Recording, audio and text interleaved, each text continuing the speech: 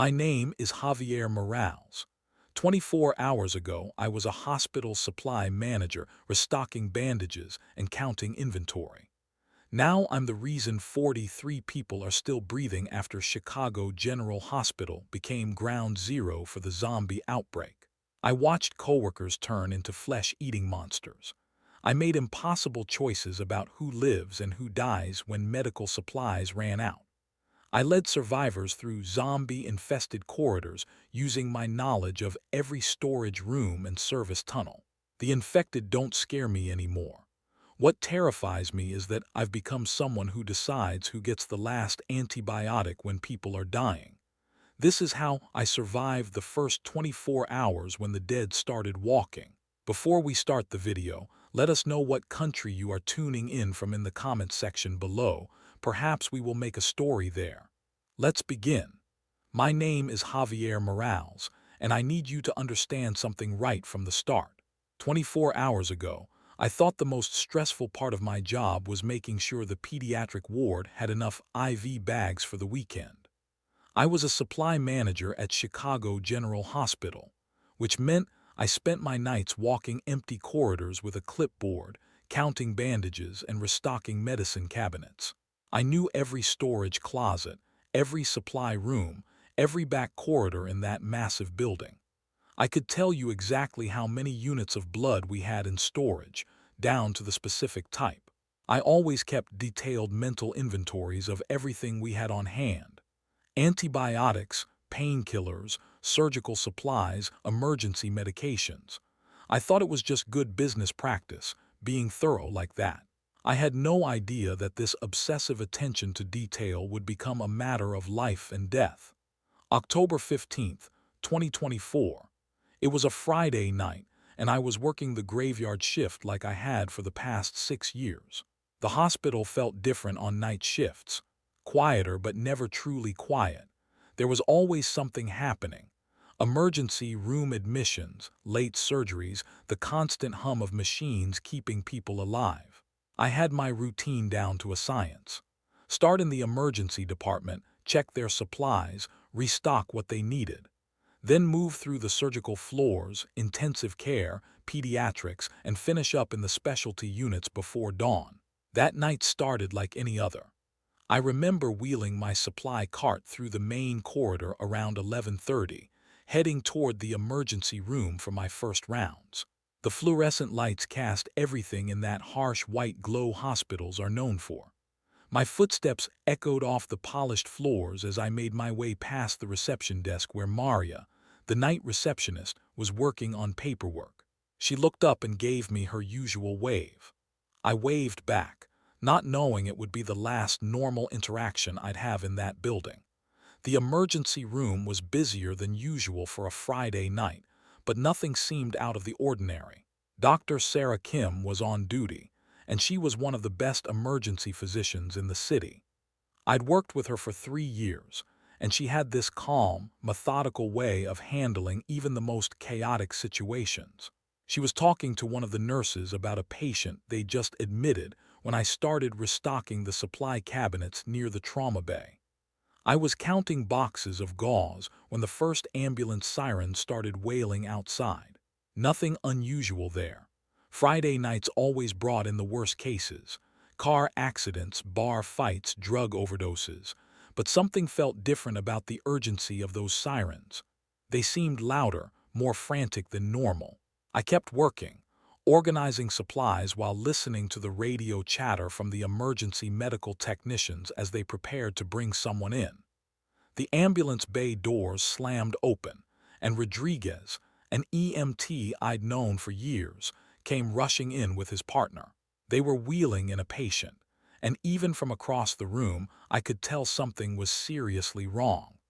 The guy on the stretcher was maybe 30 years old, and he was covered in what looked like animal bites. Deep, ragged tears in his arms and neck that wouldn't stop bleeding despite the pressure bandages the EMTs had applied. His skin was gray, almost colorless, and his eyes were rolled back showing only the whites. But what really bothered me was the sound he was making.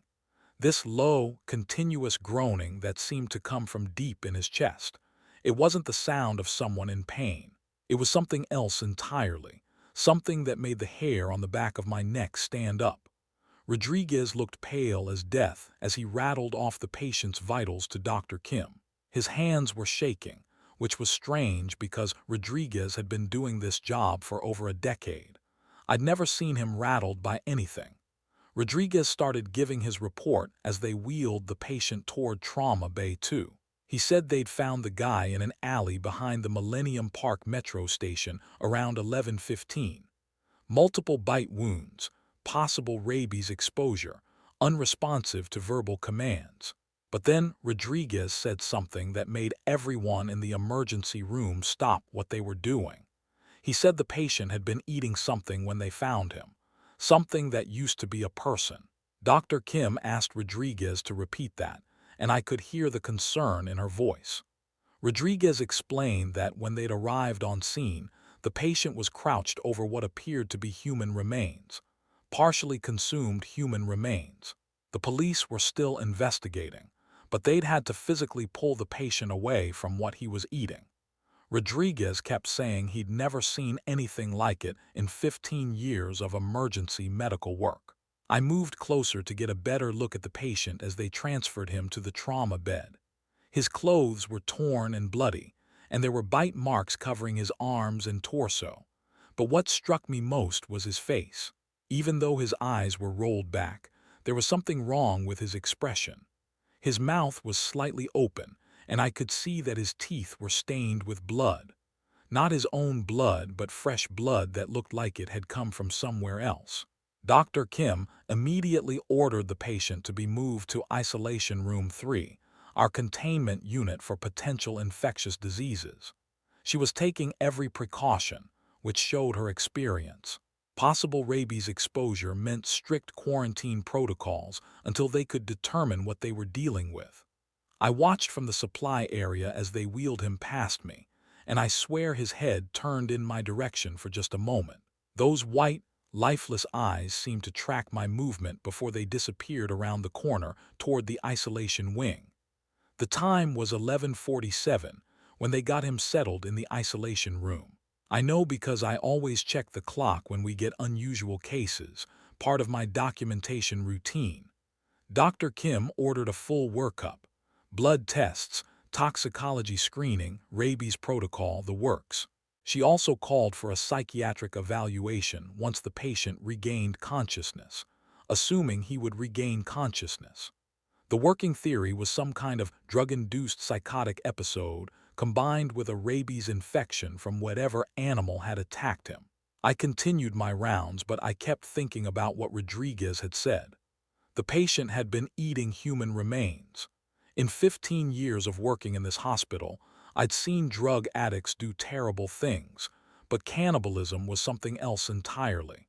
I tried to focus on my work, checking inventory levels and restocking supplies, but I couldn't shake the image of those blood-stained teeth and rolled-back eyes.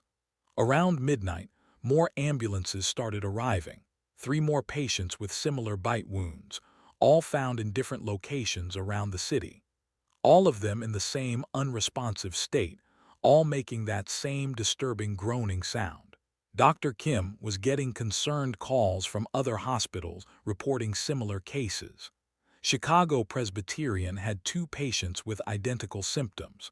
Northwestern Memorial had 4.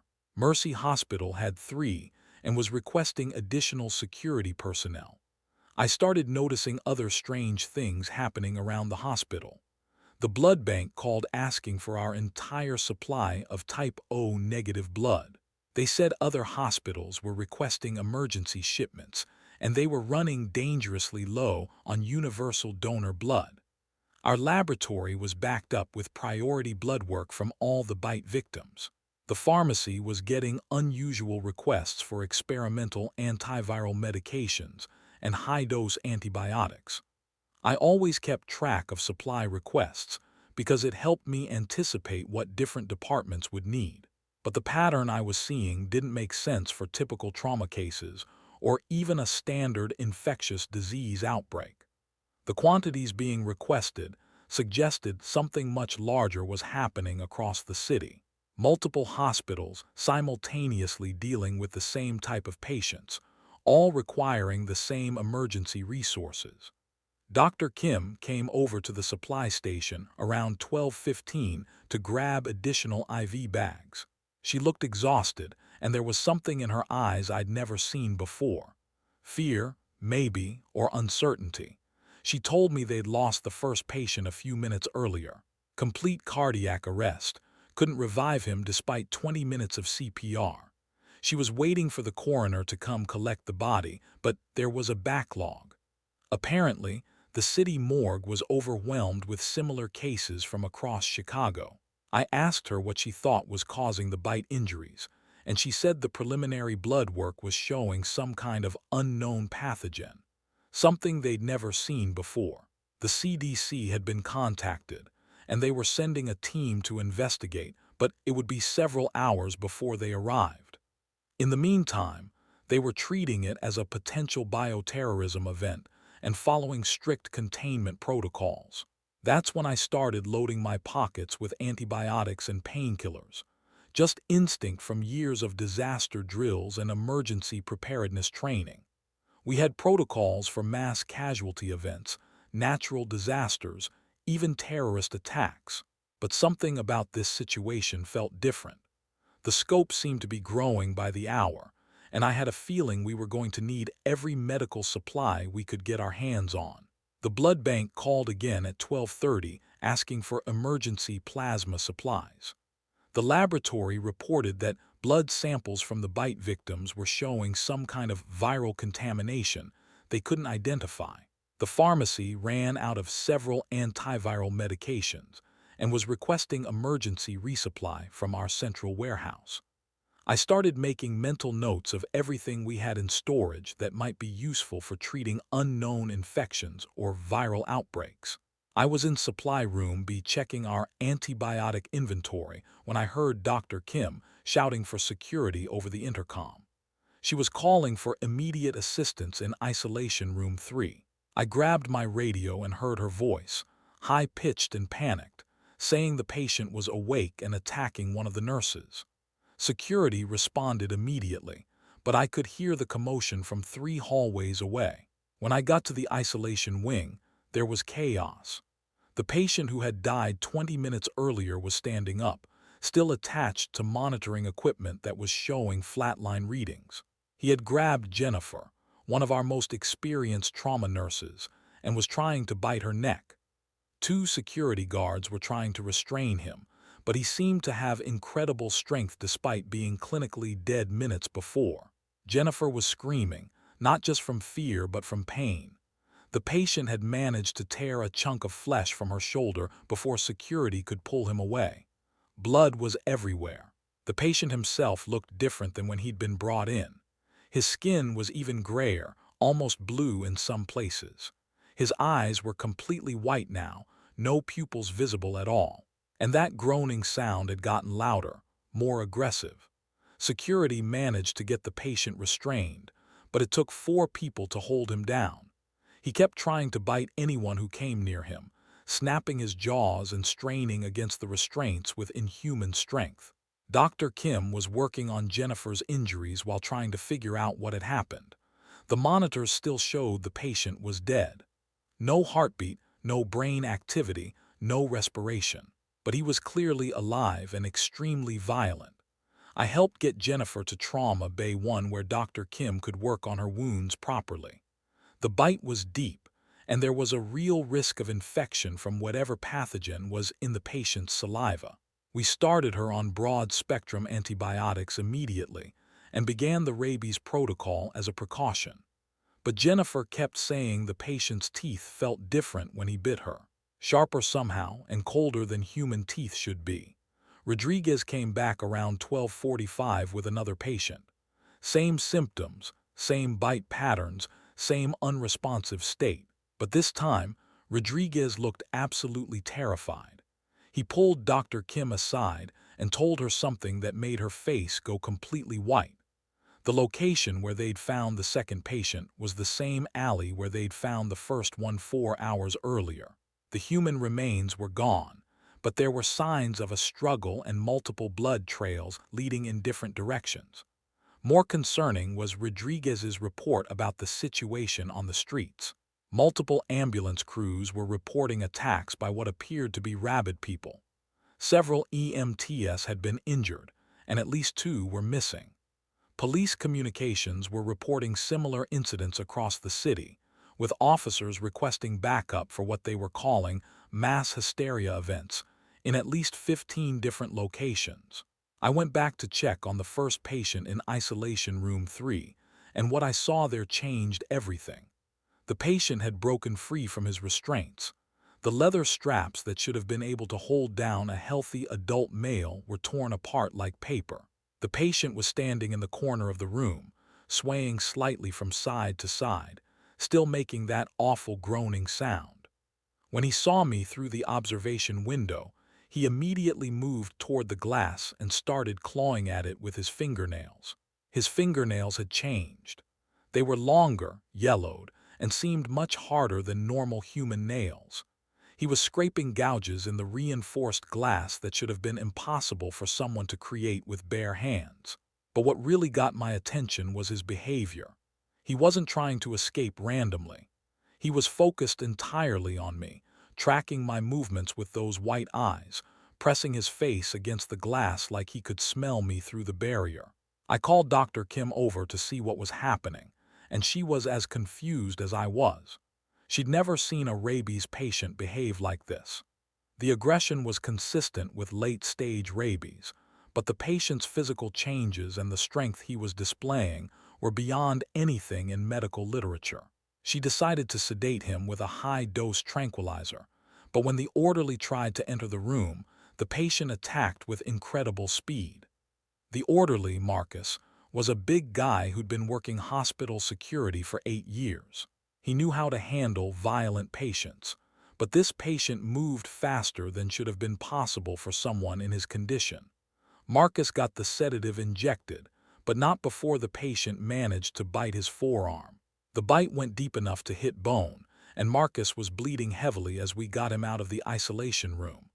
We had to treat Marcus the same way we treated Jennifer. Emergency, wound care, antibiotics, rabies protocol. But I was starting to see a pattern that scared me more than I wanted to admit. Everyone who got bitten by these patients was developing similar symptoms within hours: fever, confusion, aggressive behavior. Jennifer was already showing signs of infection despite the antibiotics we'd given her. The sedative didn't work on the first patient. A dose that should have knocked out a horse barely slowed him down. He kept clawing at the glass, kept making that groaning sound, kept tracking anyone who walked past his room. Dr. Kim ordered a psychiatric evaluation, but the hospital psychiatrist took one look at the patient and refused to enter the room. He said in 30 years of practice, he'd never seen behavior like this and recommended transferring the patient to a specialized facility. But that's when we learned that specialized facilities weren't taking patients anymore. Chicago State Hospital had gone into lockdown after several of their patients had attacked staff members. Cook County Hospital was reporting similar incidents and had suspended all non-emergency admissions. Northwestern Memorial was requesting military assistance for what they were calling a mass casualty event of unknown origin. I was in the pharmacy around 1:15 helping to inventory our remaining antibiotics when the power went out. Not completely, but the main electrical grid failed and we switched to backup generators. The pharmacist, Dr. Patel, told me that 2 other hospitals had reported similar power failures in the past hour. The electrical company was saying there were problems with multiple substations across the city, but they couldn't get repair crews to some locations because of civil disturbances. That's when I realized we were dealing with something much bigger than a few isolated patients with a rare infection. The scope was citywide, possibly larger. Multiple hospitals, power grid problems, missing emergency personnel, civil disturbances. I started thinking about worst-case scenarios and what we'd need to survive if the situation got worse. I went back to supply room A and started making a real inventory of everything we had that could be useful in an extended emergency. Medical supplies, food, water, batteries, communication equipment. I also made mental notes of every exit route, every secure area, every potential hiding place in the hospital. My years of walking these corridors were giving me tactical knowledge I'd never thought I'd need. Dr. Kim found me in the supply room around 1:30 and told me something that confirmed my worst fears. She'd been in contact with the CDC team that was supposed to be coming to investigate. Their helicopter had been forced to make an emergency landing on the south side of Chicago after what the pilot described as ground fire from hostile individuals. The CDC team was requesting military escort to reach our hospital, but the National Guard units in the area were dealing with what they were calling widespread civil unrest. She also told me about Jennifer. Despite the antibiotics and emergency treatment, Jennifer was showing signs of systemic infection. Her temperature was spiking, she was becoming increasingly agitated, and her bite wound wasn't responding to treatment. Dr. Kim was considering transferring her to intensive care, but the ICU was already full of patients with similar symptoms from other bite incidents.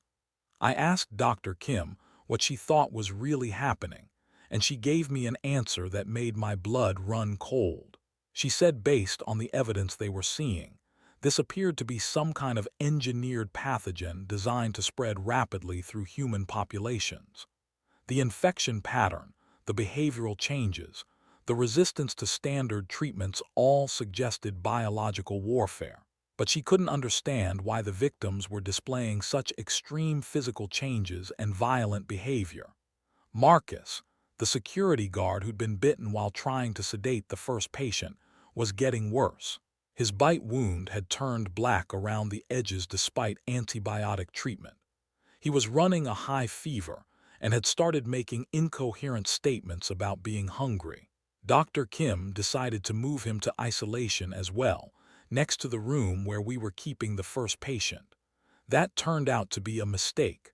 Around 2 o'clock in the morning, Marcus died. Complete cardiac arrest, just like the first patient.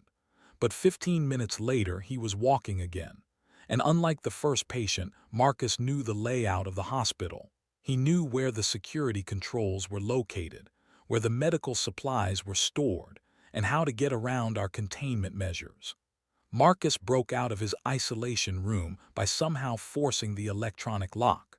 When security arrived to investigate the alarm, they found him in the hallway attacking another nurse. But Marcus wasn't alone.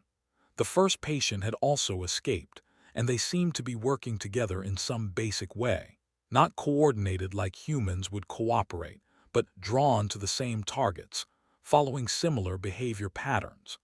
I was helping evacuate patients from the isolation wing when I saw something that made me understand we were dealing with something beyond any medical emergency I'd ever experienced.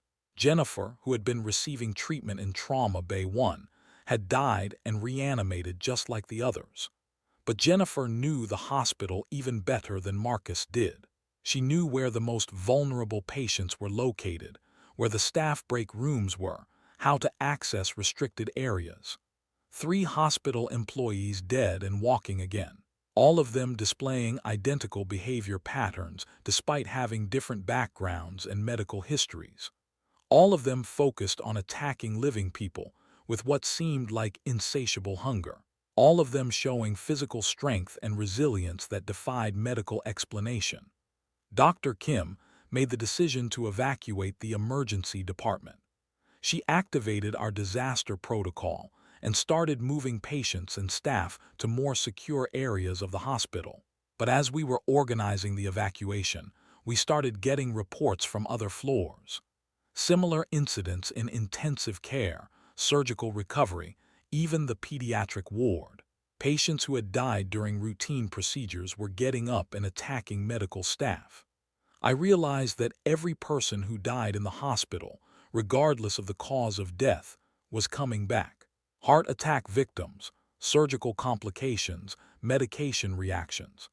Death itself had become contagious in some way that none of us understood, and with each person who died and reanimated, our situation became exponentially more dangerous.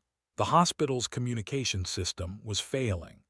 Phone lines were down, internet access was intermittent, and our radio communications were filled with distress calls from other medical facilities across the city. I started hearing terms in those radio transmissions that medical professionals shouldn't have to use. Terms like hostile casualties, contaminated areas, and lethal force authorized. By 2:30 in the morning, we had lost containment completely. The isolation wing was overrun with reanimated patients and staff members. The emergency department was evacuated, but we had nowhere safe to take the people we were trying to protect. Every floor of the hospital was reporting incidents, and we were running out of secure areas where we could establish a perimeter. I made a decision that probably saved my life and the lives of several other people.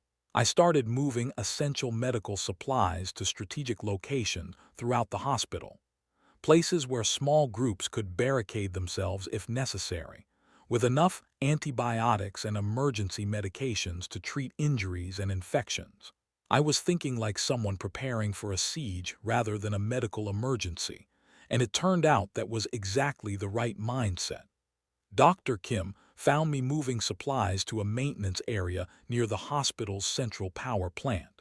She helped me organize antibiotics, pain medications, surgical supplies, and emergency equipment in secure locations that most people wouldn't think to look. We were preparing for the possibility that normal medical operations might not be possible for an extended period. She told me that she'd been in contact with other hospital administrators across the city, and the situation was the same everywhere. Chicago Presbyterian had lost their entire emergency department. Northwestern Memorial was reporting that they'd had to seal off 3 floors completely. Mercy Hospital had requested immediate evacuation assistance, but there were no available resources to help them. The CDC team that was supposed to investigate our outbreak had been attacked while trying to reach the hospital. 2 team members were confirmed dead, and the others were barricaded in a South Side police station waiting for military extraction. The biological samples they were supposed to analyze had been destroyed, and there was no timeline for when replacement personnel might be available. I asked Dr. Kim what she thought our chances were of getting through this, and she gave me an honest answer that I'll never forget. She said that based on the infection rate and the breakdown of emergency services, Chicago was probably lost. The best we could hope for was to survive long enough for military containment measures to be implemented, assuming the military could contain something like this at all. That's when I knew that my role in this hospital had changed permanently. I wasn't a supply manager anymore. I was someone who needed to keep people alive using whatever resources we had available for as long as possible until either help arrived or we found a way to get out of the city entirely. The first 4 hours taught me that everything I thought I knew about medicine, about death, about human nature was wrong. Dead people were walking again. Hospitals were becoming more dangerous than the streets, and my ability to track and manage supplies had become the difference between life and death for everyone around me. But those first 4 hours were just the beginning, because Chicago General Hospital was about to become ground zero for something much worse. Hour 4 was when I watched Rodriguez die for the second time. The EMT who had brought in our first patient was now one of them, stumbling through the emergency room with half his throat torn out, reaching for Dr. Kim with blood-stained hands. We had barricaded ourselves in supply room A, but I could hear him clawing at the metal door, making that same groaning sound that had become the soundtrack to our nightmare. I knew every supply closet, every storage room, every back corridor in that hospital better than anyone else on staff. In normal times, that knowledge made me efficient at my job. Now it was the only thing keeping us alive.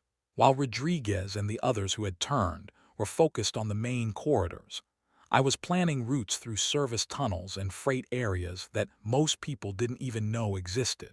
Dr. Kim was checking her phone, trying to get updates from other hospitals, but the cellular network was overloaded. What little information we could get through radio communications painted a picture that was worse than anything we'd imagined. The infection wasn't limited to our hospital or even our city. Similar outbreaks were being reported in Detroit, Milwaukee, Indianapolis. Major metropolitan areas across the Midwest were going dark one by one. I had started making mental calculations about our resources. We had maybe 6 people left in our immediate group after losing Marcus, Jennifer, and Rodriguez to the infection. Our current location had enough medical supplies to treat injuries for perhaps a week if we were careful. But we had very limited food and water, and no way to communicate with the outside world except for intermittent radio contact. The pounding on the door stopped, and I could hear shuffling footsteps moving away down the corridor. I waited several minutes before carefully opening the door to look outside. The emergency room was empty except for overturned equipment and bloodstains on the floor, but I could hear them elsewhere in the building. The groaning sounds were coming from multiple directions now, echoing through the hospital's ventilation system. Dr. Kim whispered that we needed to reach the main pharmacy. Several of our group had been injured during the chaos, and we were running low on antibiotics and pain medication. The pharmacy was 3 floors up and on the opposite side of the building, but it contained enough medical supplies to keep us going for weeks if we could secure it. I explained to the group how we could use the service corridors to avoid the main areas where the infected were likely to be concentrated. The hospital's design included maintenance tunnels that connected different sections of the building. These tunnels were narrow and poorly lit, but they would allow us to move through the hospital without being detected by whatever those people had become. We moved slowly through the service corridors, carrying what supplies we could manage. I led the way because I knew the route, followed by Dr. Kim and the 4 other survivors we'd managed to gather. 2 nurses, Linda and Carol, a security guard named Tom, and an orderly called Steve. Everyone was injured to some degree, either from the initial attacks or from trying to escape through broken glass and debris. The maintenance tunnels were darker than I'd expected. Emergency lighting was functioning, but barely, and we had to feel our way along the walls in some sections. I could hear the infected moving through the hospital above us, their footsteps heavy and uncoordinated. Sometimes we heard them in groups, sometimes alone, but they seemed to be everywhere. When we reached the access point nearest to the pharmacy, I climbed up to check the situation on the 3rd floor. What I saw through the access panel made my stomach drop. The entire floor was crawling with them. Patients, staff members, visitors, all wandering the corridors in that same shambling gait. Some were still wearing hospital gowns, others were in scrubs or street clothes, but they all had that same gray skin and those terrible white eyes. I counted at least 20 of them between our position and the pharmacy. Under normal circumstances, that would have been impossible to navigate safely.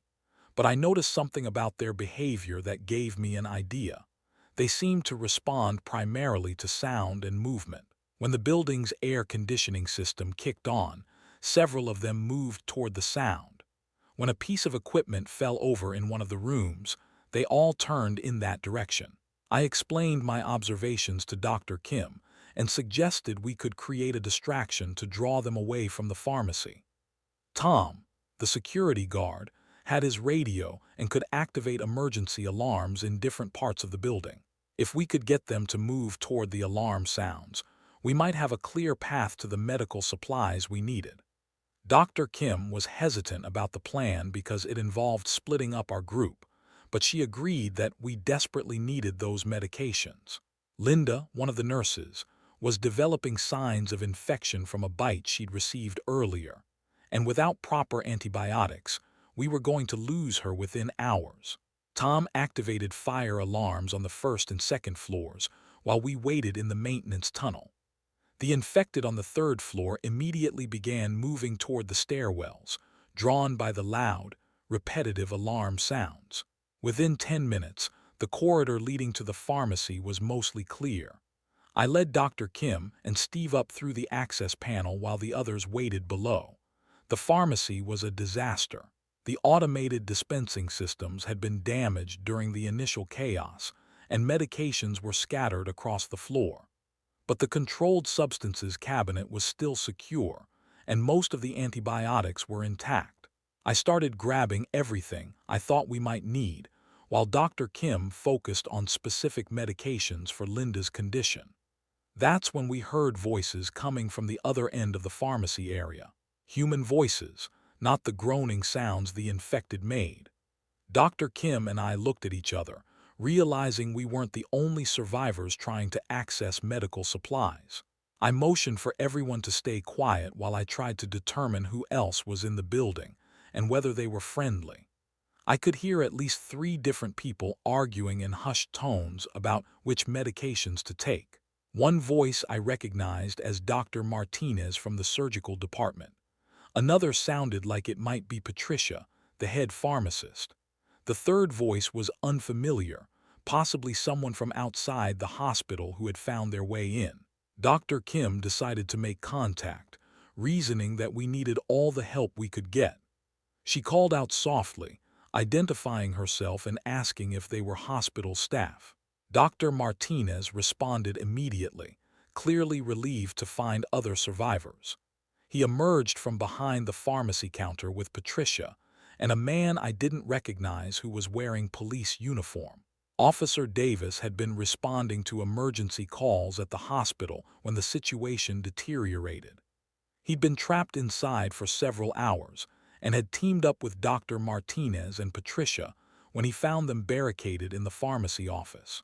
They had been trying to gather medical supplies, but they had no plan for where to go or how to survive long term. I explained our situation and suggested we combine our groups. Dr. Martinez had surgical expertise that could be valuable if anyone suffered serious injuries. Patricia knew more about medications than anyone else in the building. Officer Davis had weapons and tactical training. Together, we might have a better chance of surviving until help arrived or until we could find a way out of the city. Patricia had been monitoring radio communications on a battery-powered device, and the news she shared was devastating. The infection had spread to at least 12 major cities across the United States. The federal government had declared a national emergency and was implementing something called Protocol 7, which apparently involved quarantining entire metropolitan areas to prevent further spread. Officer Davis explained that Protocol 7 meant no one was getting in or out of Chicago. Military units were establishing a perimeter around the city, and anyone attempting to leave was being turned back by force. The official position was that the outbreak was contained to specific urban areas, and the priority was keeping it from spreading to rural populations. This information changed everything. We weren't waiting for rescue anymore. We were trapped in a city with millions of infected people, and the military was making sure we stayed that way. Our only chance of survival was to find a secure location within Chicago and wait out whatever this infection was, hoping either it would burn itself out or that a treatment would be developed. Dr. Martinez suggested we try to reach the hospital's administrative offices on the 5th floor. The executive conference room had reinforced doors and windows, its own ventilation system, and emergency communication equipment. If we could secure that area, we might be able to establish a relatively safe base of operations. I knew the route to the administrative offices, but it would require us to traverse some of the most dangerous areas of the hospital. The main elevators were not functioning, and the central stairwells would be full of infected. However, there was a freight elevator near the loading dock that might still be operational, and it connected directly to the storage areas adjacent to the administrative wing. We gathered as many medical supplies as we could carry and made our way back to the maintenance tunnels. Our group had grown to 8 people, which made movement more difficult, but also gave us better capabilities for dealing with threats. Officer Davis took point with his sidearm. I navigated using my knowledge of the building layout, and Dr. Kim and Dr. Martinez handled medical issues as they arose. The freight elevator was operational, but using it meant making noise that would attract the infected. We decided the risk was worth it because climbing 5 flights of stairs while carrying medical supplies and injured people would be nearly impossible. Officer Davis stood guard while I operated the elevator, and we made it to the 5th floor without incident. The administrative wing was in better condition than the lower floors. Most of the infected seemed to be concentrated in areas where there had been more people initially. The executive offices were largely empty, and we were able to secure the conference room without encountering any immediate threats. Patricia immediately set up her radio equipment to monitor emergency communications. What we learned over the next hour was worse than anything we'd heard before. The infection rate in Chicago was approaching 60% of the population. The city's infrastructure was collapsing as power plants, water treatment facilities, and transportation systems were abandoned by their operators. Dr. Martinez examined Linda's bite wound and determined that the infection was progressing despite the antibiotics we'd given her. Her temperature was rising, she was becoming disoriented, and her behavior was becoming increasingly aggressive. Based on what we'd observed with other victims, she had maybe 6 hours before she died and reanimated. This created a horrible dilemma for our group. We couldn't let Linda turn into one of those things while we were trapped in a confined space with her. But none of us were prepared to kill someone who was still alive and conscious. Dr. Kim suggested that we might be able to slow the infection with higher doses of antibiotics, but Patricia warned that using too many of our medical supplies on one person could endanger the rest of the group. I found myself making the kind of calculation I'd never imagined having to make. We had limited antibiotics, limited space, limited security. Every decision about resource allocation was now a decision about who lived and who died. I was becoming someone I didn't recognize, someone who could weigh the life of a person I'd worked with for years against the survival needs of the group. Officer Davis resolved the immediate dilemma by suggesting we quarantine Linda in one of the adjacent offices. We could continue treating her, but if she turned, she'd be contained and wouldn't threaten the rest of us. It wasn't a perfect solution, but it allowed us to avoid making a decision that none of us were ready to make. We spent the next several hours fortifying our position and trying to gather information about the situation outside the hospital.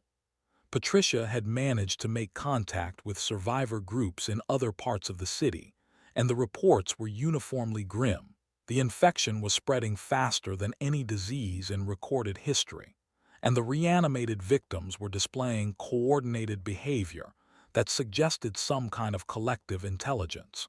Dr. Martinez made an observation that chilled me to the bone. He said that based on his examination of Linda's symptoms, the infection seemed to be rewriting the victim's nervous system rather than simply killing them. The reanimated people weren't actually dead in the traditional sense. They were alive, but their brain function had been altered to eliminate everything except basic motor functions and an overwhelming compulsion to bite living people. This meant that everyone who had turned was still in there somewhere, trapped inside a body that was no longer under their control. Jennifer, Marcus, Rodriguez, all of them were possibly still conscious but unable to control their actions. The thought of that kind of existence was more terrifying than simple death. Around hour 7, we lost Linda. She died quietly in her quarantine room, and 15 minutes later she was trying to break down the door to get to us. We had reinforced the door with furniture, so she couldn't escape, but listening to her clawing at the wood and making those terrible groaning sounds was almost unbearable, especially knowing that somewhere inside that thing might still be the Linda we'd worked with for years. Patricia's radio intercepted a military communication that gave us some hope. An evacuation zone was being established at Navy Pier, and helicopters were extracting survivors in small groups. The catch was that we had to get there on our own, and Navy Pier was over 2 miles away through streets that were crawling with infected. Officer Davis thought we could make it if we moved at night and stayed off the main roads. I knew the area around the hospital well enough to plan a route that would keep us away from the most densely populated areas. Dr. Kim was concerned about moving people who were injured, but staying in the hospital was becoming more dangerous as the building filled up with infected. We made the decision to attempt the evacuation the following night. That gave us time to prepare, gather supplies, and plan our route carefully. I spent the remaining hours of that night creating detailed inventories of everything we had and everything we would need for a 2-mile journey through hostile territory. Dr. Martinez and Dr. Kim worked together to create a medical kit that would allow us to treat injuries during the journey. Patricia continued monitoring radio communications, looking for any updates about the evacuation zone or changes in the military's containment strategy. Officer Davis scouted the areas of the hospital we could access safely, trying to determine the best route to reach street level. Hour 8 brought a new crisis. The hospital's main power grid failed completely, and our emergency generators were running low on fuel. Without power, the building's security systems would fail, the elevators would stop working, and we'd lose lighting in most areas. More importantly, the electronic locks on many doors would default to open, potentially releasing infected people who had been trapped in secured areas. I realized that we had maybe 12 hours of generator power left before the hospital became completely uninhabitable. The infected were already on every floor, but darkness would make them much more dangerous and would eliminate most of our advantages in navigating the building. As if the power failure wasn't bad enough, we started hearing new sounds from elsewhere in the building. Not just the groaning of individual infected people, but something that sounded like organized movement. Groups of them moving together, their footsteps synchronized in a way that suggested they were following some kind of collective purpose. Dr. Martinez climbed onto a desk to look out the conference room window, and what he saw made him immediately step back and tell us to turn off all our lights. There were hundreds of them in the hospital parking lot, and they weren't wandering randomly like we'd observed before. They were gathered in groups, facing the building, swaying slightly from side to side like they were waiting for something. Patricia's radio crackled with an emergency broadcast from the Centers for Disease Control. The message was brief and terrifying. The infection was showing signs of rapid evolution. The reanimated victims were developing enhanced sensory capabilities and primitive coordination skills. Survivors were advised to avoid large groups of infected and to assume that previous behavioral patterns were no longer reliable. This meant that everything we thought we knew about how to avoid and evade the infected was potentially wrong. If they were evolving, becoming smarter and more coordinated, then our plans for reaching the evacuation zone were based on outdated information that could get us killed. I looked around at our group of 8 survivors, trapped on the 5th floor of a hospital that was losing power, surrounded by hundreds of infected people who were becoming more dangerous by the hour. We had enough medical supplies to last maybe a week, enough food for 3 days, and no guarantee that the evacuation zone would still be operational by the time we could reach it. But we also had knowledge, skills, and determination. Dr. Kim and Dr. Martinez could handle medical emergencies. Patricia understood communications and could monitor developments. Officer Davis had tactical training and weapons. I knew the building and the surrounding area better than anyone else in the group. The generators were failing, the infected were evolving, and we were running out of time. But Hour 8 also taught me something important about leadership in impossible situations. When everything you thought you knew becomes unreliable, you have to adapt faster than the threats around you. Chicago General Hospital was falling apart around us, but we were still alive, still thinking, still fighting. And as long as we could do that, we had a chance of making it through whatever was coming next. The generators died at Hour 8, and with them went any illusion that we could wait this out in the administrative wing. The building plunged into darkness except for battery-powered emergency lighting that cast everything in an eerie red glow. But losing the lights was the least of our problems. Without power, the electronic locks throughout the hospital defaulted to open, and I could hear doors slamming throughout the building as infected people who had been trapped in rooms began to move freely. We had to go deeper into the hospital, away from the upper floors where we'd felt relatively safe. The basement levels had their own backup power systems for critical equipment, and more importantly, they had multiple exit routes that led to service tunnels connecting to other buildings in the medical complex. I knew those tunnels existed because I'd used them for supply deliveries, but I'd only been in them a few times and never during an emergency like this. Dr. Kim was treating Tom, our security guard, who had developed a fever and was showing early signs of infection from a scratch he'd received during our escape from the pharmacy. We'd given him antibiotics, but based on what we'd seen with Linda and the others, antibiotics only slowed the progression. They didn't stop it. I found myself calculating how long we had before Tom became a threat to the rest of us, and I hated that I was thinking that way. Officer Davis had been monitoring the radio traffic, and what he'd learned changed our entire situation. The military wasn't just containing Chicago anymore. They were preparing to implement what they called final sterilization protocols for the entire metropolitan area. In plain language, that meant they were going to destroy the city rather than risk the infection spreading beyond their containment perimeter. We had maybe 18 hours before they began bombing Chicago into rubble. The evacuation zone at Navy Pier had been compromised when infected people overran the military positions there. There were no more helicopters coming, no more rescue operations. Anyone still alive in the city was going to die when the bombing started, whether they were infected or not. This information should have made us panic, but instead it gave us clarity. We weren't trying to survive until rescue arrived anymore. We were trying to escape from a city that was going to be destroyed, and we had less than a day to do it.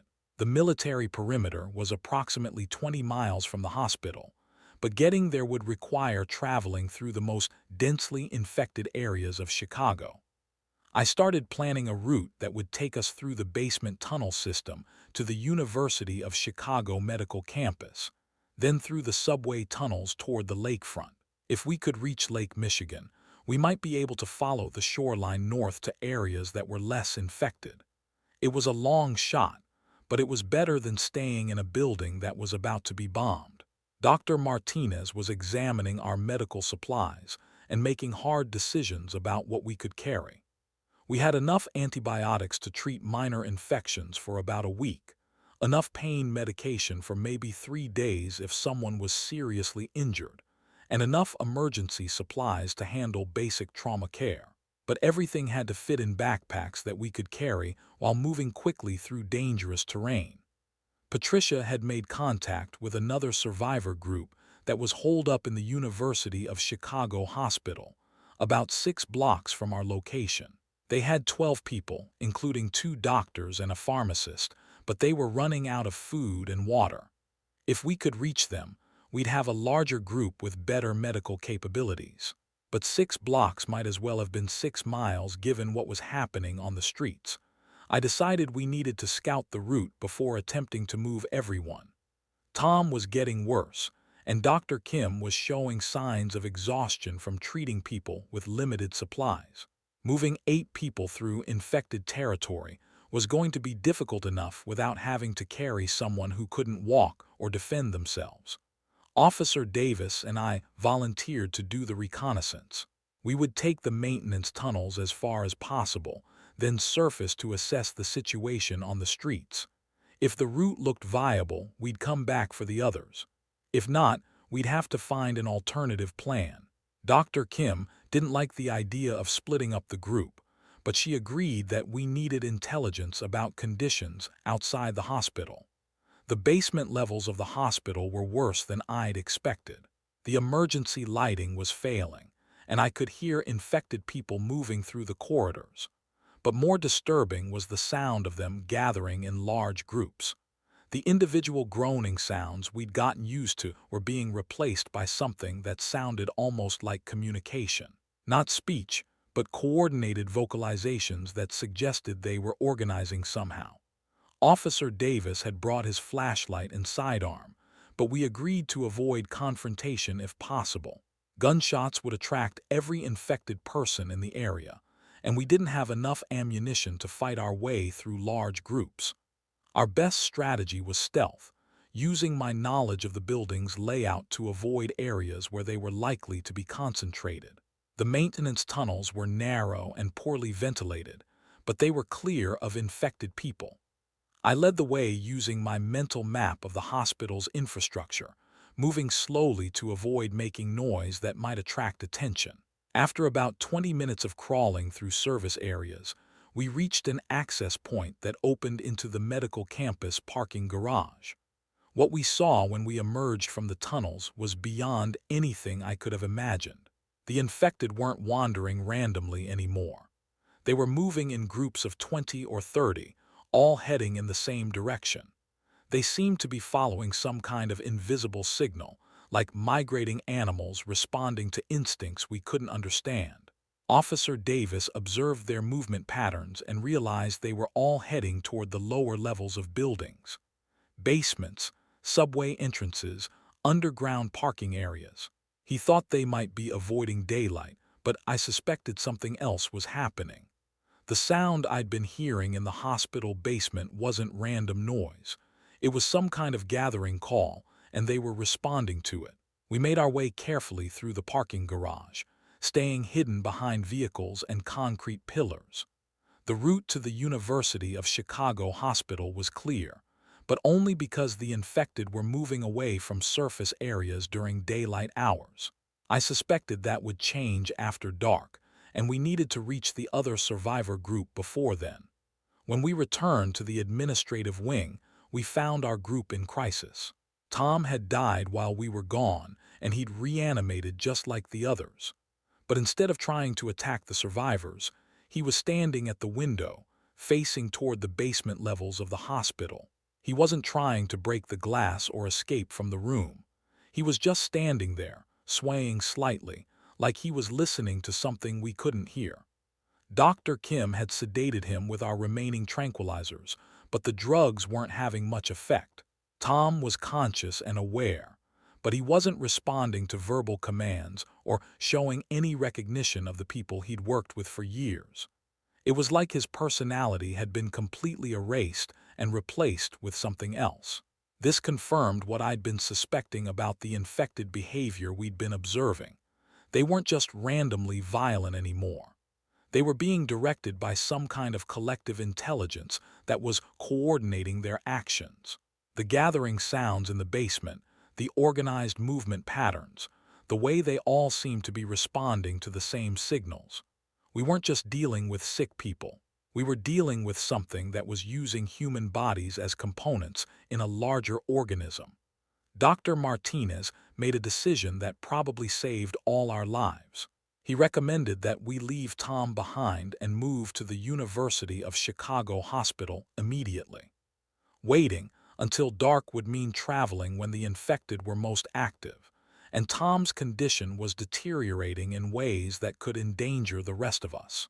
If we were going to move, it had to be now. I led the group through the maintenance tunnels, using the route Officer Davis and I had scouted earlier. We moved slowly because several people were injured, and we had to carry all our medical supplies and emergency equipment. The tunnels were darker than before, and I could hear more activity in the areas above us. The infected were gathering in larger numbers, and their vocalizations were getting louder and more coordinated. Patricia was monitoring radio communications as we moved, and she picked up transmissions that made our situation even more urgent. The military had moved up their timeline. Final sterilization protocols would begin in 14 hours, not 18. They detected what they described as organized hostile activity in the downtown area, and they were accelerating their plans to prevent the infection from spreading beyond Chicago. We reached the University of Chicago Hospital after an hour of careful movement through service tunnels and parking areas. The survivor group there was in better condition than we'd expected. They had secured the hospital's pharmacy and laboratory, and they'd been using the medical equipment to study blood samples from infected people. What they'd discovered explained the behavioral changes we'd been observing. Dr. Sarah Chen, the lead researcher in their group, had identified what appeared to be a parasitic organism in the blood of infected people. Not a virus or bacteria, but something more complex that was interfacing with the human nervous system. The organism seemed to be creating a network connection between infected individuals, allowing them to coordinate their behavior in ways that resembled insect colonies or flocking birds. This meant that every infected person in Chicago was potentially connected to every other infected person through this biological network. They could share information, coordinate attacks, and respond to threats collectively. As the infection spread and more people joined the network, it was becoming smarter and more capable of complex behavior. Dr. Chen's research also revealed something that gave us hope. The parasitic organisms seemed to be vulnerable to certain medications, particularly antiparasitic drugs that were commonly used to treat tropical diseases. The university hospital had a substantial supply of these medications, and preliminary tests suggested they might be able to slow or even reverse the infection if administered early enough. But the most important discovery was about the gathering behavior we'd been observing. The infected were moving toward underground areas because the organisms were sensitive to electromagnetic radiation. Cell phone towers, radio transmissions, and electrical systems were interfering with their network communications. They were seeking areas with minimal electromagnetic interference so they could coordinate more effectively. This explained why the hospital's basement had become a gathering point, and why the infected were avoiding surface areas during the day when radio and cellular traffic was heaviest. It also suggested a possible strategy for avoiding large groups of them. Areas with strong electromagnetic fields might provide temporary protection from coordinated attacks. Our combined group now numbered 19 people, including 4 doctors, 2 pharmacists, and several nurses with specialized training. We had enough medical supplies to treat serious injuries, enough antiparasitic medications to potentially help people in early stages of infection, and enough collective knowledge to understand what we were fighting against. But we also had 14 hours to travel 20 miles through a city filled with millions of infected people who were becoming more organized and dangerous by the hour. The military bombing would begin at dawn, and anything still inside the containment perimeter would be destroyed along with the infected population. Dr. Chen had been monitoring satellite communications and had identified several possible escape routes. The lakefront offered the most direct path out of the city, but it would require crossing through heavily populated areas where the infected would be concentrated. The highway system was blocked by military checkpoints, but there might be gaps in the perimeter where small groups could slip through. I suggested using the subway tunnel system to reach the lakefront while avoiding surface streets. Chicago's underground rail network extended for miles in every direction, and many of the tunnels were still accessible even though train service had stopped. If we could reach the Red Line tunnel system, we could follow it north toward Evanston and potentially find a way through the military perimeter. Officer Davis was concerned about getting trapped underground if the military bombing included bunker-buster weapons designed to collapse tunnel systems. But Patricia had intercepted communications, suggesting the initial bombing would focus on surface targets and infrastructure. The tunnels might survive the first wave of attacks, giving us time to reach the perimeter. We spent 2 hours planning our route and preparing for the journey. Everyone who could walk was assigned a backpack with medical supplies, food, water, and emergency equipment. The doctors worked together to create medical kits that could handle trauma care, infection treatment, and emergency surgery if necessary. We had enough antiparasitic medications to treat several people if they were exposed to the infection. Dr. Kim pulled me aside and told me something that changed how I thought about leadership in this situation. She said that my knowledge of Chicago's infrastructure and my experience managing resources had become the most valuable skills in our group. The doctors could treat injuries and infections, but I was the one who could get us out of the city alive. She was right, but the responsibility was overwhelming. 19 people were depending on my decisions about routes, timing, and resource allocation. Every choice I made could mean the difference between life and death for people who had trusted me to lead them to safety. I was becoming someone I'd never expected to be, someone who had to make impossible decisions with incomplete information. We entered the subway system through a maintenance entrance that connected to the university hospital's basement. The tunnels were dark and filled with debris from the breakdown of city services, but they were mostly clear of infected people. The electromagnetic interference from the rail system's electrical equipment seemed to be keeping them away, just as Dr. Chen's research had suggested. Moving 19 people through subway tunnels in near darkness was more difficult than I'd anticipated. We had flashlights, but using them risked attracting attention from infected people who might be inside passages or station areas. We moved slowly, with me leading the way and Officer Davis bringing up the rear to watch for threats from behind. After 3 hours of careful progress through the tunnel system, we reached a major junction where several rail lines intersected. This was where we had to make a critical decision about our route. We could continue north toward Evanston, which would be the most direct path to the perimeter, but would require traveling through densely populated areas. Or we could head east toward the lakefront and try to follow the shoreline, which would be longer but potentially safer. Patricia's radio picked up military communications that made the decision for us. Ground units were reporting massive concentrations of infected people moving toward the lakefront areas. Apparently, the electromagnetic interference from Navy installations was drawing them away from inland areas.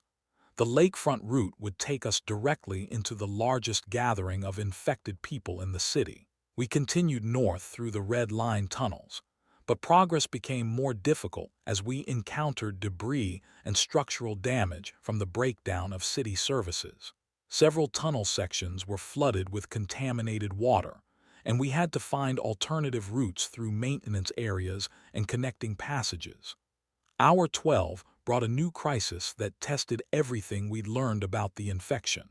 Steve, the orderly who had been with us since the hospital, started showing symptoms despite not having any obvious bite wounds or scratches.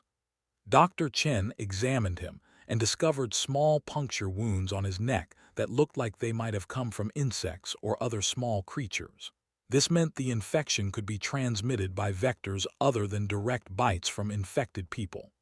Mosquitoes, flies, or other insects that had fed on infected blood might be capable of spreading the parasitic organisms. If that was true, then everyone in Chicago was potentially at risk regardless of whether they'd had direct contact with infected people. Dr. Chen immediately started Steve on high doses of antiparasitic medications, but we all knew that if the infection could be transmitted by insects, our chances of avoiding it were minimal. We'd all been exposed to flying insects during our journey, and there was no way to know who else might start showing symptoms in the coming hours. I made a decision that I knew would be controversial, but that seemed necessary for the survival of the group.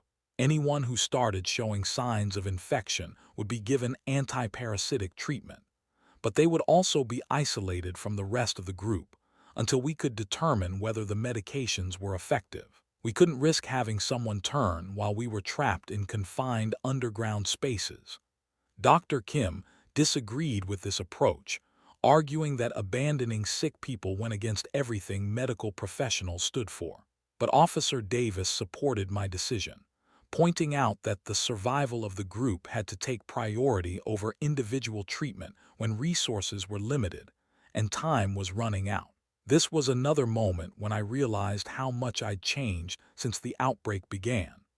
The supply manager, who had been focused on efficiency and resource allocation, had become someone who could make life and death decisions about people I cared about. I wasn't sure I liked who I was becoming, but I knew that leadership in crisis situations required different moral calculations than normal life. We were 10 hours away from the military bombing, 8 miles from the containment perimeter, and moving through subway tunnels with 19 people, several of whom might be infected with a parasitic organism that could turn them into networked killing machines. The electromagnetic interference that was protecting us from large groups of infected people was also making it difficult to maintain radio communications with the outside world. But we were still moving, still thinking, still fighting for survival. And I was learning that sometimes the most important part of leadership isn't making the right decisions. It's making the necessary decisions and living with whatever consequences follow from them. The tunnels stretched ahead of us into darkness, and somewhere above us, millions of infected people were gathering in response to signals we couldn't hear. But we had knowledge, we had supplies, and we had each other. Hour 12 had taught me that survival wasn't just about avoiding death. It was about holding onto enough of your humanity to be worth saving when the crisis finally ended. Steve died in the Red Line tunnel at hour 13. And this time, I watched it happen with the cold calculation of someone who had learned to measure human life against group survival. The antiparasitic medications Dr. Chen had given him slowed the infection's progression, but they couldn't stop it completely. His fever spiked, his behavior became increasingly erratic, and finally his heart stopped while Dr. Kim was trying to keep him stable with our limited medical supplies. I started counting the minutes until he would reanimate. Based on our observations at the hospital, we had maybe 15 minutes before Steve became a threat to the rest of us. But this time, we were prepared. Officer Davis had his sidearm ready, and we'd already discussed what would have to be done. I kept telling myself this was about protecting 18 other people, but watching someone I'd worked with for years die, and knowing I was going to let them be killed again, was breaking something inside me that I wasn't sure could be repaired. Dr. Chen was monitoring Steve's vital signs with portable equipment we'd taken from the university hospital. She wanted to document the exact progression of the infection and the reanimation process, hoping to learn something that might help the rest of us survive. What she discovered changed everything we thought we knew about how the parasitic organisms worked. Steve's brain activity didn't stop when his heart stopped. The electroencephalogram readings showed continued neural activity even after clinical death, and the patterns were unlike anything in medical literature. Instead of the random electrical noise you'd expect from a dying brain, the readings showed organized, purposeful activity that resembled network communication protocols. This meant that the consciousness of infected people might survive the reanimation process in some form. They weren't just animated corpses driven by parasitic organisms. They were people whose minds had been hijacked and connected to a collective intelligence that was using their bodies and memories for its own purposes. Everyone who had turned might still be aware of what was happening to them, trapped inside their own bodies while something else controlled their actions. When Steve reanimated, he didn't immediately try to attack us like the others had done. Instead, he stood up slowly and turned toward the north end of the tunnel, the same direction we'd been traveling. He started walking at a steady pace, not the shambling gait we'd observed from other infected people. Dr. Chen followed him at a safe distance, taking readings with her equipment and documenting his behavior. Steve walked for exactly 200 yards before stopping at a junction where maintenance tunnels connected to the main rail line. He stood there for several minutes, swaying slightly from side to side, before turning to look directly at our group. His eyes were the same cloudy white we'd seen in other infected people, but there was something different about his expression. It looked almost like recognition, like some part of Steve was still in there trying to communicate. Officer Davis was ready to shoot, but I stopped him. Steve wasn't showing aggressive behavior, and I wanted to understand what was happening before we eliminated a potential source of information about the infection. Dr. Chen approached carefully with her monitoring equipment, and what she recorded over the next 10 minutes changed our entire understanding of what we were fighting. The electrical activity in Steve's brain was identical to patterns Dr. Chen had observed in laboratory studies of networked computer systems.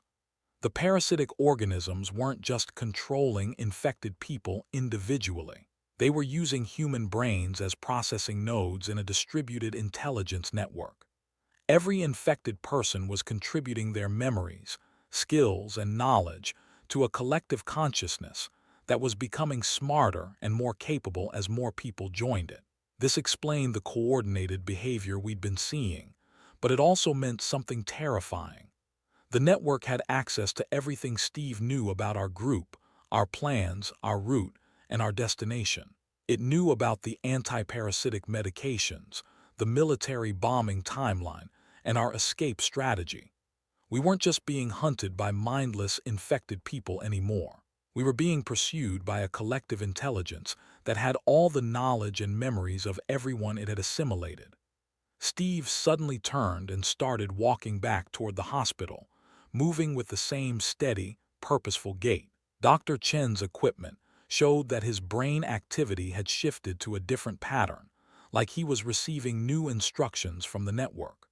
We watched him disappear into the darkness of the tunnel, carrying information about our group back to whatever central intelligence was coordinating the infected population. I made a decision that probably saved our lives but cost us valuable time and resources. We had to change our entire escape plan. The route through the red line tunnels was compromised because the network knew where we were going. Our destination near Evanston was compromised because Steve had known about it. Even our timeline was compromised because the collective intelligence could predict our movements based on the information it had extracted from his memories. Dr. Kim argued that we should continue with our original plan because changing course would mean traveling through more dangerous areas with less preparation. But I knew that the network was probably already positioning infected people along our planned route. We needed to go somewhere Steve hadn't known about, using a path we hadn't discussed in front of him. I remembered a supply depot I'd visited years earlier when I was training for emergency management protocols. It was located in an industrial area on the southwest side of the city, about 12 miles from our current position. The depot was designed to store medical supplies and emergency equipment for disaster response, and it was built to withstand various types of attacks. More importantly, Steve had never known about it because it wasn't part of our hospital's supply chain. The route to the depot would take us through areas that were less densely populated, which might mean fewer infected people, but also less electromagnetic interference to disrupt their network communications. We'd be more vulnerable to coordinated attacks, but we'd also be traveling through terrain that the collective intelligence might not have detailed information about.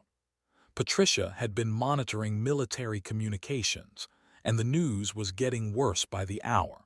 The bombing timeline had been moved up again because satellite reconnaissance was showing massive movements of infected people toward the city's perimeter.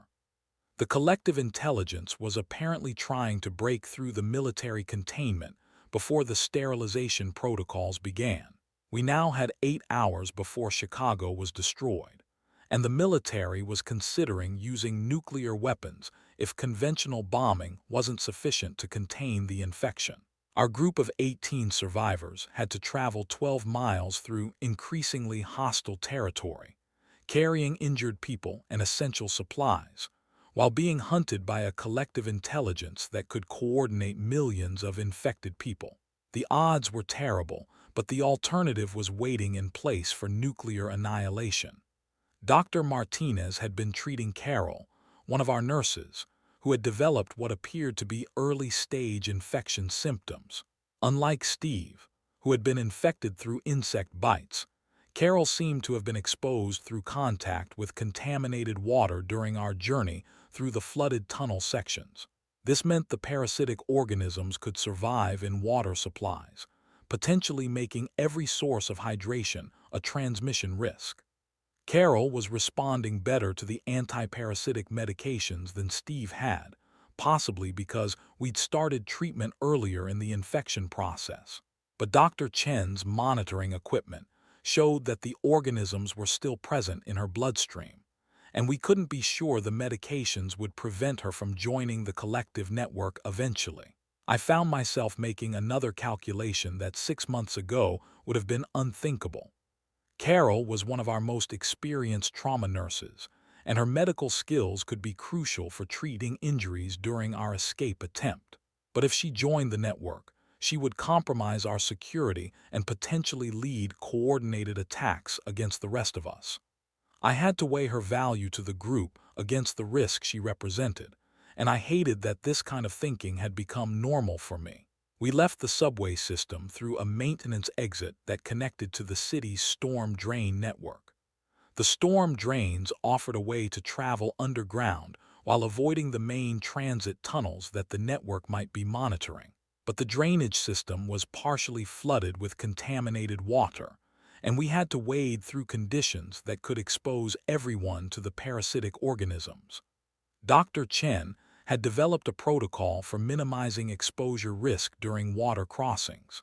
Everyone had to treat their skin with antiseptic solutions before and after water contact, and anyone who sustained cuts or scratches had to receive immediate treatment with antiparasitic medications. We were using our medical supplies faster than I'd planned, but the alternative was losing people to infection during the journey. Moving through storm drains with 18 people was more difficult than navigating subway tunnels. The passages were narrower, the air quality was poor, and we frequently had to climb over debris or find alternative routes around blocked sections. Several people were developing respiratory problems from breathing contaminated air, and we were using antibiotics to prevent secondary infections. Hour 15 brought the crisis I'd been dreading since we'd started the journey. Carol began showing signs of advanced infection despite the antiparasitic treatment. Her temperature was rising, she was becoming disoriented, and she started making the same low groaning sounds we'd heard from other infected people. Dr. Kim wanted to increase her medication dosage, but Dr. Chen warned that higher doses might kill her outright without stopping the infection. I had to make a decision that went against everything I'd believed about medical ethics and human decency. Carol was one of our most valuable medical personnel, but she was also becoming a security risk that could endanger 17 other people. I suggested that we should quarantine her in one of the storm drain side passages and continue our escape attempt without her. Dr. Kim refused to abandon a patient who was still conscious and responsive. Dr. Martinez supported her position, arguing that leaving people behind would destroy the group's morale and cohesion. But Officer Davis agreed with me, pointing out that we couldn't risk having someone join the network while we were trapped in confined underground spaces. The argument that followed revealed how much stress and fear were affecting our group's decision-making processes. People who had worked together professionally for years were now shouting at each other about life and death choices. The unity we'd maintained during the early stages of the crisis was breaking down under the pressure of impossible moral dilemmas. Carol resolved the immediate conflict by making the decision herself. She said she understood the risk she represented to the group, and she asked to be left with enough medical supplies to make herself comfortable while the infection progressed. She didn't want to endanger the rest of us, but she also didn't want to die alone in the darkness of a storm drain. Dr. Kim stayed with Carol while the rest of us continued through the drainage system. This reduced our medical capabilities, but it also meant that Carol wouldn't be completely abandoned during her final hours.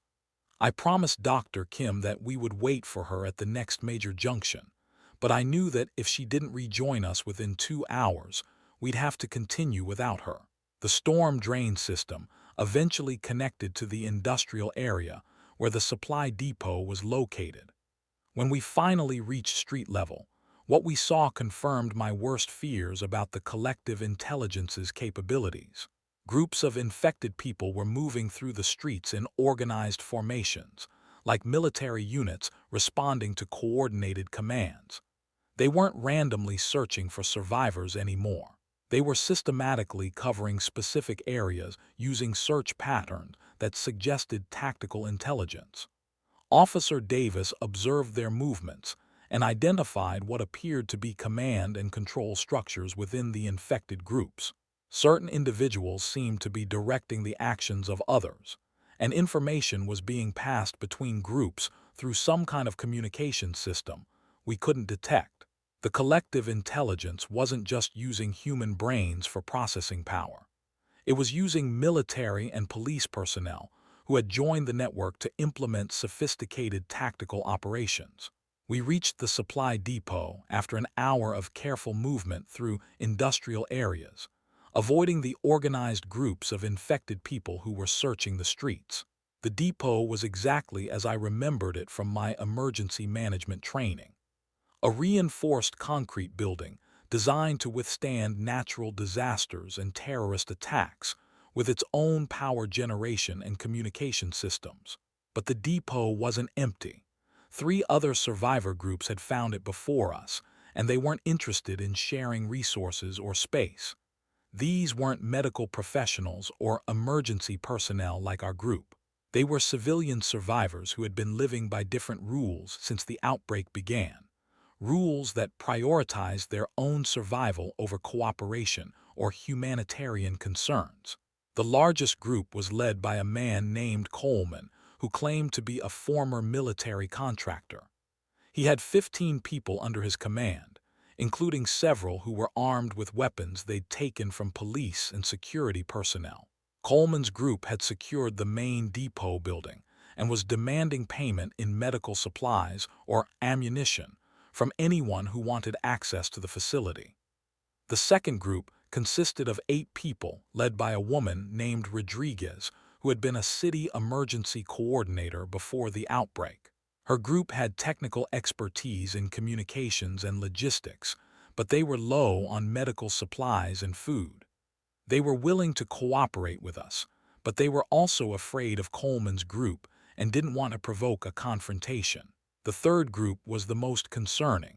6 people led by someone who called himself Captain Morrison, though Officer Davis didn't think he was actually military personnel. Morrison's group showed signs of infection, but seemed to be in the early stages where the parasitic organisms hadn't completely taken control.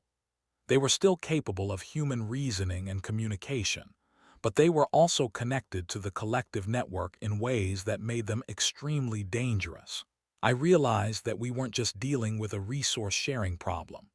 We were walking into a situation where one group was potentially compromised by the network, another group was prepared to use violence to protect their resources, and a third group was caught in the middle trying to survive. Any negotiation would have to account for the possibility that Morrison's group was feeding information to the collective intelligence. The supply depot contained everything we needed to survive the military bombing and potentially escape from Chicago. Medical supplies, emergency food, communication equipment, protective gear, and transportation resources. But accessing those supplies would require either cooperation with groups that had very different survival priorities or confrontation with people who were desperate enough to kill for resources. Dr. Chen had been monitoring Morrison's group with her equipment, and the readings confirmed my suspicions. Their brain activity showed the same network communication patterns we'd observed in Steve, but at lower levels that suggested partial integration with the collective intelligence. They were still individuals capable of independent thought, but they were also sharing information with the network that could be used to coordinate attacks against uninfected survivors. I found myself in the position of negotiating with people who might be reporting our conversation directly to the collective intelligence that was hunting us. Every word I said could be transmitted to millions of infected people within minutes. Every plan we discussed could be countered before we had a chance to implement it. The strategic situation was impossible, but we needed those supplies if we were going to survive the next 6 hours. Morrison approached me directly, and offered a deal that made my blood run cold. His group would share information about safe routes out of the city in exchange for access to our antiparasitic medications. He claimed they wanted to halt their integration with the network before it progressed too far. But I suspected he was actually trying to learn about treatments that could be used to protect other network nodes from our countermeasures. I told Morrison that we'd consider his proposal, but I was already planning how to get our people into the depot and access the supplies we needed without giving the network any information that could be used against other survivors. The conversation was a tactical negotiation with an enemy that could read our thoughts through people who looked and sounded like potential allies. Coleman's group was watching our interaction with Morrison, and I could see that they understood the implications of dealing with partially infected people. Coleman pulled me aside and suggested that his group could eliminate Morrison's people in exchange for a share of our medical supplies. He was offering to commit murder to protect both our groups from network infiltration. I was standing in an industrial parking lot, surrounded by the ruins of Chicago, negotiating with armed civilians about killing people who might or might not be enemies, while a collective intelligence that controlled millions of infected people was coordinating systematic searches for survivors. The moral complexity of the situation was beyond anything I'd ever imagined, but I had to make decisions that would determine whether 17 people lived or died in the next few hours. The supply depot held the resources we needed to survive, but accessing them would require making choices that would define what kind of person I'd become during this crisis. Leadership in impossible situations wasn't just about logistics and resource management anymore.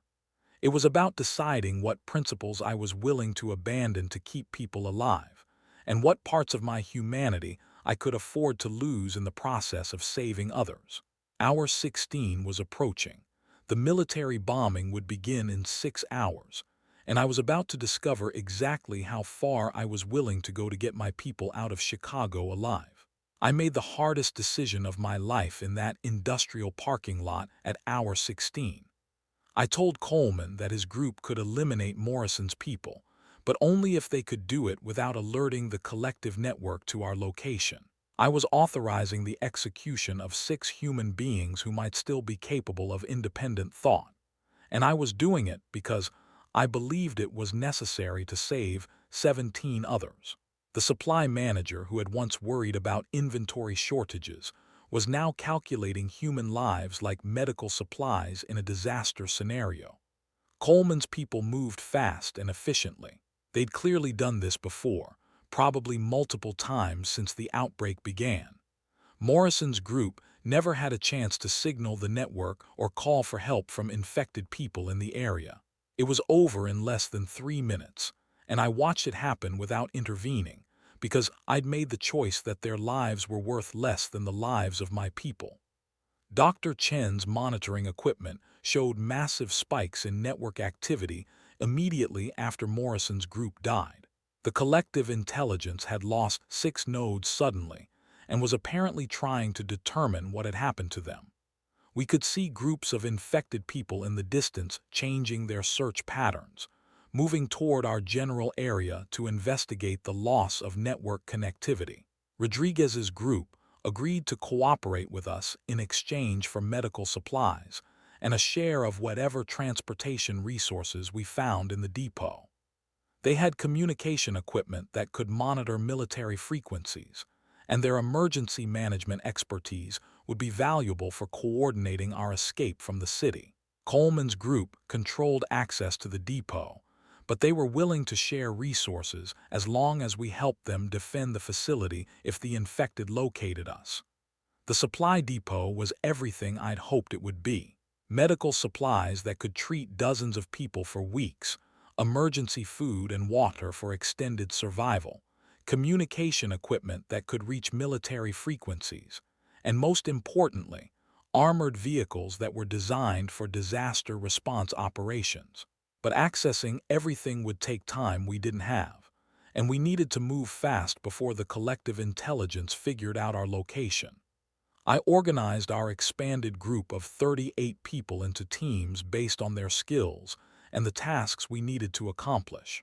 Dr. Martinez and the other medical personnel would inventory medical supplies and prepare treatment kits for the journey ahead. Rodriguez and her people would set up communication monitoring to track military movements and bombing timelines. Coleman's group would handle security and vehicle preparation. My job was coordinating everything and making sure we could move out within 2 hours. Patricia had been monitoring military communications and picked up information that changed our entire timeline. The bombing had been delayed by 4 hours because satellite reconnaissance showed that infected people were massing near the city's perimeter in unprecedented numbers.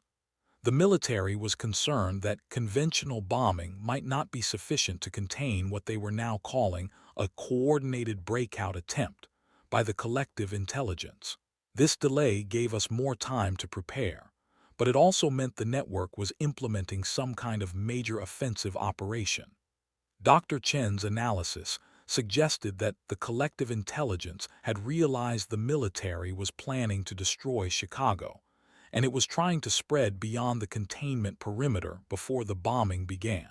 Every infected person in the city was probably being directed to move toward escape routes. Coleman's people had found 3 armored emergency response vehicles in the depot, each capable of carrying 12 people and equipped with communication systems, medical equipment, and enough fuel to travel several hundred miles. The vehicles were designed to operate in disaster zones and had features that would be useful for avoiding both infected people and military checkpoints. But we faced a strategic problem that made our escape attempt much more complicated. The collective intelligence knew that military bombing was imminent, and it was positioning infected people along every possible escape route from the city. Traditional roads were blocked by masses of infected people moving toward the perimeter. Highway routes were compromised by military checkpoints that might not distinguish between infected and uninfected people. Even wilderness areas were being systematically searched by organized groups. I realized that our only chance was to do something the collective intelligence wouldn't expect. Instead of trying to escape from Chicago, we needed to find a place within the city where we could survive the bombing and emerge afterward when both the infected population and the military presence were reduced. The depot was built to withstand conventional bombing, but it wouldn't survive nuclear weapons if the military decided conventional explosives weren't sufficient. Rodriguez had been studying city infrastructure maps and identified several locations that might offer protection from bombing. Deep subway stations that had been reinforced during the Cold War, underground utility tunnels that connected to facilities outside the city, and basement levels of certain government buildings that had been designed to survive nuclear attacks. But reaching any of these locations would require traveling through areas that were now controlled by the collective intelligence. Dr. Chen made a discovery that gave us a potential advantage. The antiparasitic medications we'd been using to treat infected people could also be used to create a chemical that interfered with the network communication systems. By aerosolizing the medication and dispersing it in areas where infected people were concentrated, we might be able to disrupt their coordination and create gaps in their search patterns. Coleman's group had found riot control equipment in the depot, including devices that could disperse chemical agents over large areas. If we combined Dr. Chen's interference compound with the dispersal systems, we might be able to create corridors of confusion where infected people would lose their network connectivity and revert to individual behavior patterns. This strategy would require us to get close to large groups of infected people, which was extremely dangerous, but it might also allow us to reach one of the hardened shelters Rodriguez had identified. I decided to attempt reaching the federal building, which had basement levels that were designed to survive nuclear attacks and communication systems that could reach military commanders after the bombing ended. Dr. Kim had returned to our group without Carol, who had died and reanimated in the storm drain system. Dr. Kim reported that Carol had maintained some level of human consciousness even after joining the network, but that she'd been compelled to provide information about our group's location and plans. This confirmed that people who joined the network weren't completely eliminated as individuals, but they also couldn't resist the collective intelligence's control over their actions. I organized our 38 survivors into 3 vehicle teams, each with medical personnel, security, communication equipment, and enough supplies to survive independently if we were separated. The plan was to travel together as long as possible, but to split up if we encountered situations where smaller groups would have better survival chances.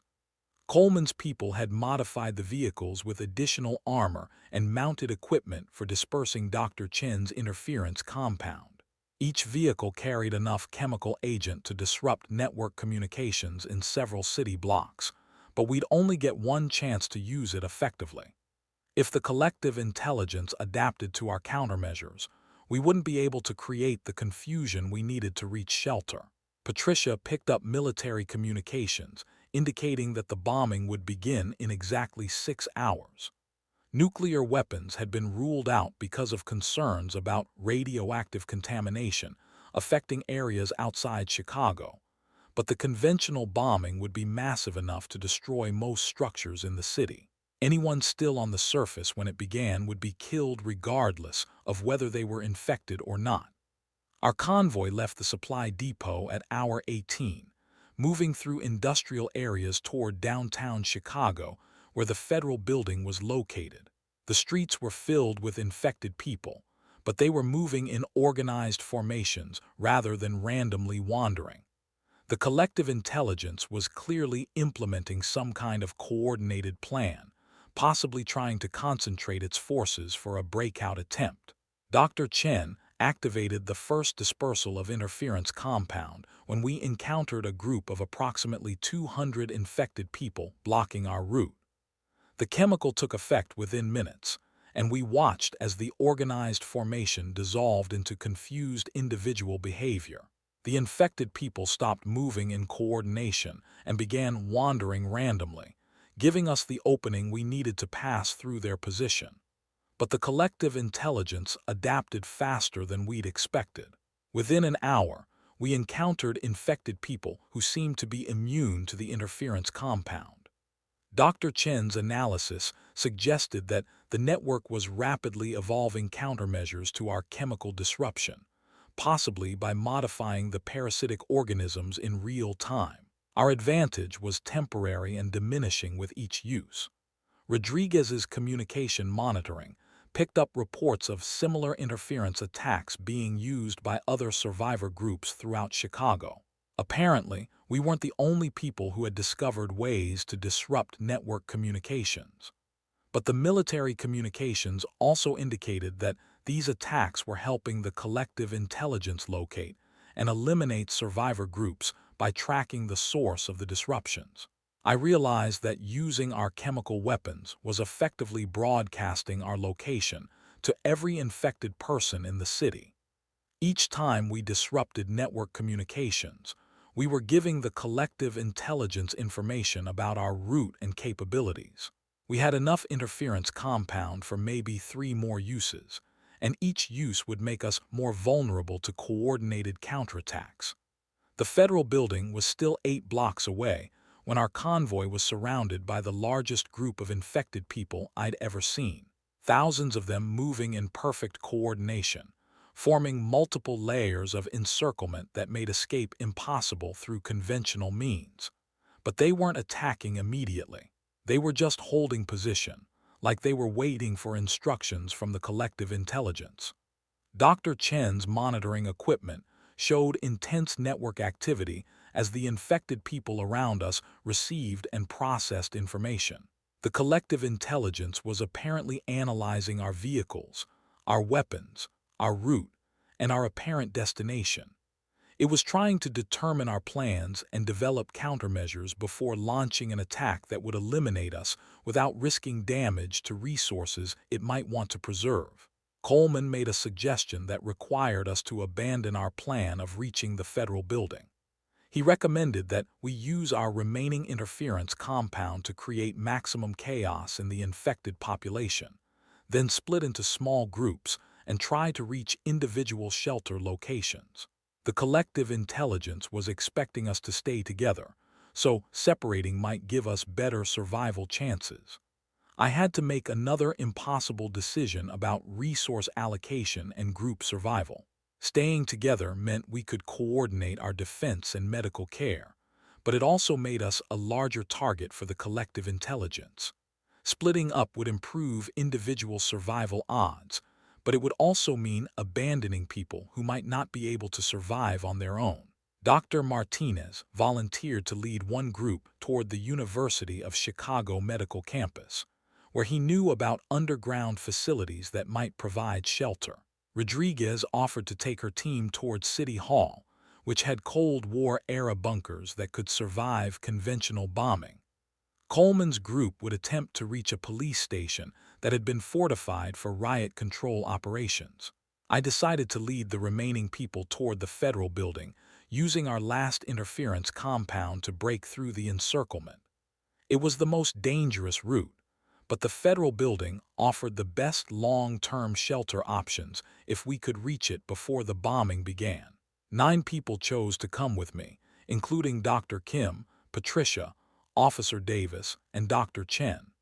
We used all our remaining chemical weapons simultaneously, creating a massive disruption in network communications that affected infected people for several city blocks. The coordinated encirclement dissolved into chaos as thousands of infected people lost their network connectivity and began moving randomly. But the disruption also created a beacon that would attract every unaffected infected person in the downtown area. Our vehicle broke through the confused crowds and reached the federal building with less than 3 hours until bombing began. The building's security systems were still functioning, and we were able to access the basement levels that had been designed to survive nuclear attacks. But getting inside meant abandoning our vehicle and most of our supplies, reducing our resources to whatever we could carry. The federal building's emergency shelter was designed to support 50 people for 2 weeks, but it had been stocked for much longer occupation. We found medical supplies, communication equipment, food, water, and air filtration systems that would allow us to survive underground for months if necessary. But we also found evidence that other people had been there recently, and some of them might have been infected. Dr. Chen's monitoring equipment detected traces of parasitic organisms in the shelter's water supply. Someone who had joined the network had been in the facility within the past few days, possibly contaminating resources or gathering intelligence about the shelter's capabilities. We had to assume that the collective intelligence knew about our location and might be planning some kind of attack coordinated with the military bombing.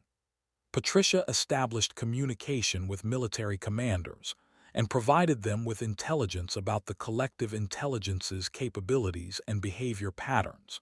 The information we'd gathered about network communications, coordinated tactics, and adaptation abilities was valuable for military planning, but it also confirmed that conventional bombing might not be sufficient to eliminate the threat.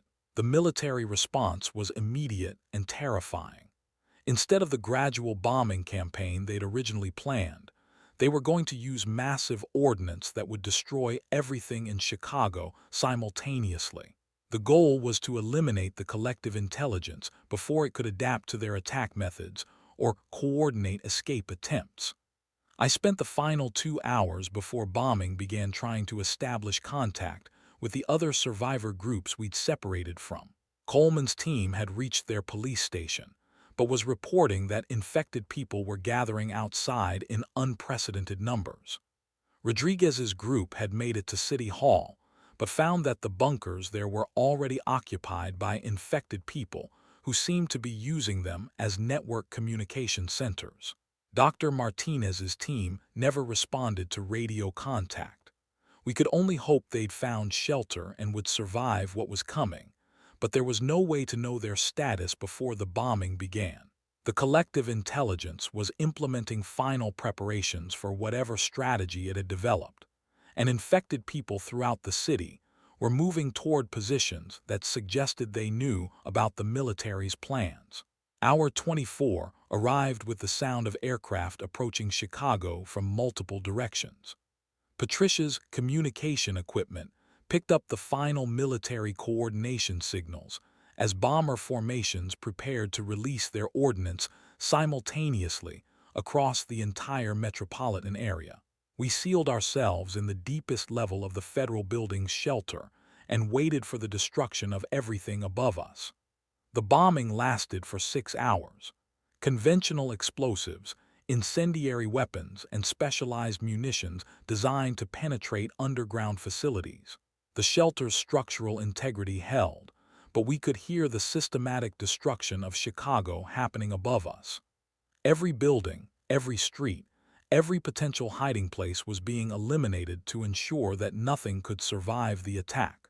When the bombing finally ended, we emerged into a city that no longer existed. Chicago had been reduced to rubble and ash, with no standing structures and no signs of life anywhere we could see. The collective intelligence had been eliminated along with millions of infected people, but the cost had been the complete destruction of one of America's largest cities. Patricia's radio equipment picked up military communications confirming that similar operations had been conducted in Detroit, Milwaukee, and Indianapolis. The infection had been contained, but at the cost of destroying multiple major metropolitan areas and killing millions of people, both infected and uninfected. We had survived the first 24 hours of the zombie outbreak, but we had also witnessed the end of civilization as we knew it. The supply manager who had once worried about hospital inventory shortages had become someone who could make life and death decisions about human beings. And the world we emerged into was one where those skills would continue to be necessary for survival.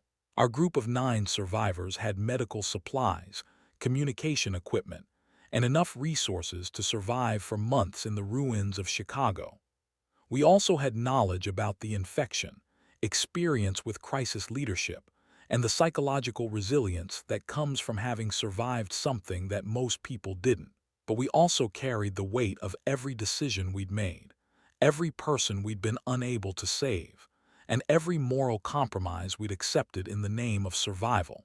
The helicopter that finally rescued us 3 days later took us to a military facility where we were debriefed about our experiences and medical knowledge about the infection. The information we provided helped develop protocols for handling similar outbreaks in other parts of the world.